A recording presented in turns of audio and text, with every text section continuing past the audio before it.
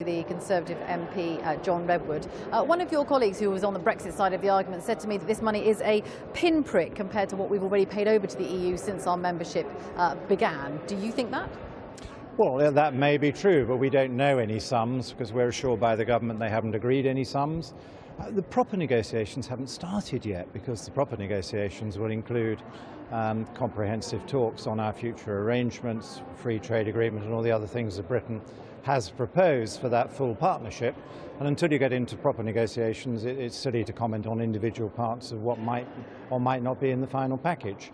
But I was very reassured today that they are going to carry on preparing for no deal. And it's only if they prepare for no deal and demonstrate that no deal works fine that they can avoid being strong-armed at the end of the negotiation into accepting a very bad deal. And I'm sure most people watching this want Britain to get a good deal. You need to prepare for no deal in order to have any chance of doing that.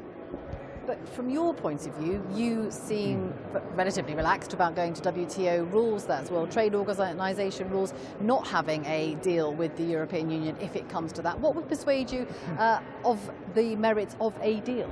Well, it needs to be better than no deal, and the government has always rightly said no deal is better than a bad deal. Now, just going to WTO rules, that option, it gives you complete control of all your money with no divorce payment, it gives you control of your laws, control of your borders, and allows you immediately to undertake free trade negotiations with the rest of the world. It gives you 4 of the 5 main things we wanted. It doesn't give you a free trade agreement with the EU. So the issue will be, come any possible agreement, what is a sensible price for a free trade agreement? Is it better than no deal? But do you think that the government has been right to, in principle, offer to increase the amount that Theresa May previously had said, which was 20 billion euros, in order to get to the talks to the next stage, to talk about a trade deal? Well, I'm assured by the government that they haven't offered any numbers at all. And but they have said they will increase. And I think in your introduction you agreed that the government is briefing that they haven't agreed any numbers. They've been talking in general terms about areas where they might make an ex gratia contribution to the EU if there were a really good future partnership arrangement. I don't want to prejudge that, but I start from the proposition that we don't owe them anything by law other than our contributions up to the date when we leave, and that's the starting point against which we would judge any agreement.